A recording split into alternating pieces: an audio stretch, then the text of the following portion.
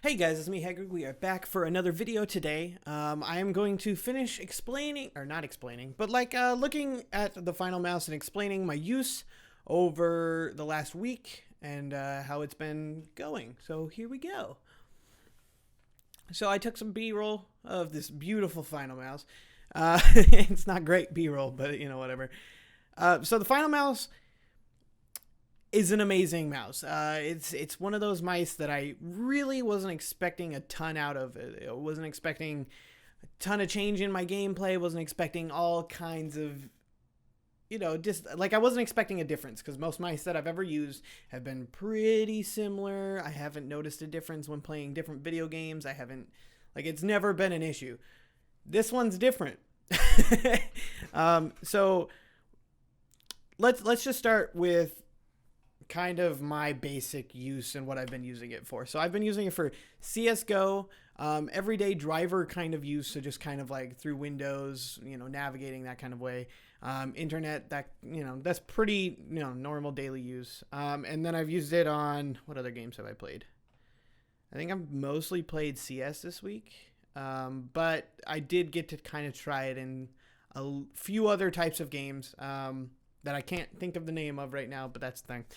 But in CSGO, it has been the best mouse I have ever used. In that, it just feels so precise. Like there's nothing in the way. It doesn't feel like there's any lag. There's no over movement when there's no acceleration. There's no prediction at all. It's just you move. That's exactly where it goes. That's where I'm putting it.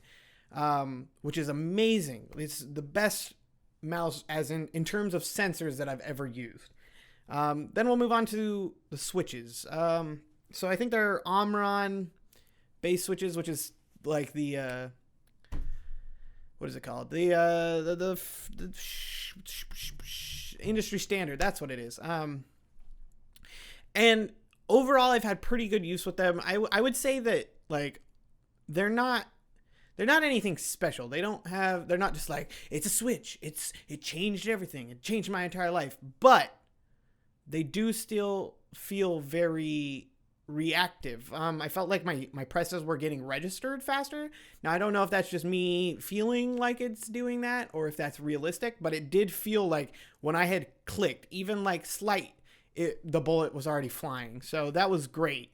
I did notice that it was a little easy to press the mouse on occasion, which isn't really an issue just because sometimes, you'll get used to it. It's one of those things where it's every mouse has its quirks. So it was a little easy to press where I would occasionally throw down a smoke with my right click when I was trying to hold the left and scroll at the same time and get a jump throw. So occasionally I would hit that and it would throw my smoke and I'm like, all right, fine. I guess I don't have a smoke this round. So that happened. I did end up putting a few modifications. This is something I did with my other Razer mouse too. There's this wonderful stuff called Sugru. I'll put a picture of it here. This stuff is a moldable rubber epoxy kind of a deal. So you kind of rub it and then it activates, it gets warm and you can mold it. So it's very much like a clay at first. So I was just putting it on my mouse and I was just making it fit the shape of my hand a little bit better because my hand is a little odd shaped. My palm is kind of small, but my fingers are huge. So I kind of had to fix it to how I wanted it to be. And that's just something that I do. Necessarily that won't bother you. I know most of my friends never do that. And it was just something that I started doing because it made me feel comfortable.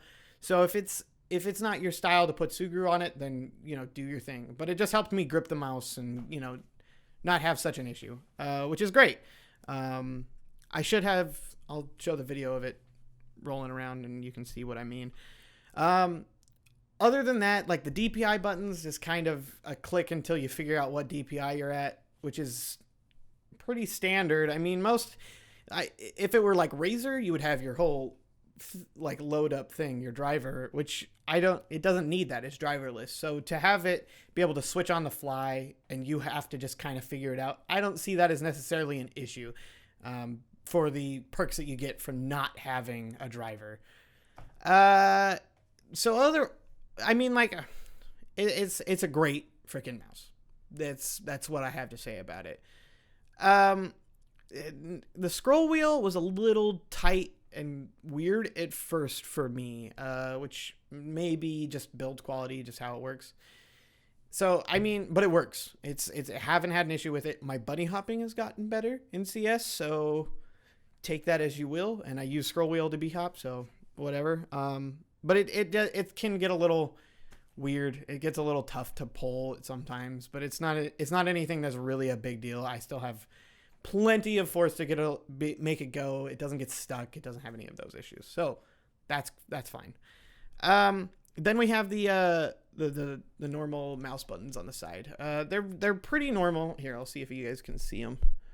Yeah, you can. There we go. We'll shine it like that. See how they're kind of like curved towards your hand? I didn't have an issue with that. A lot of people are like, it doesn't work right because you can't lift your thumb up to press it. And I'm like, that's not really what it's for. You shouldn't have to lift your thumb. It's more of kind of a roll. So like, if you're playing, I'm going to just like roll my thumb up and tap it instead of, because I even have my mouse button, or not my mouse, my mic button on CS on my mouse. And like, I just roll up. It doesn't have an issue. I don't have a problem. They are a little sharp if you're not really like used to that kind of thing. It's just a button, so it doesn't really matter. It's not like you're going to bleed out and have a terrible day because you use your mouse. So it's not an issue. So those, I don't know why people have been complaining about them, honestly, at all. I don't get it. They worked fine for me. So I guess it must just be preference on how you like your buttons to be. You know, I can't say much about that.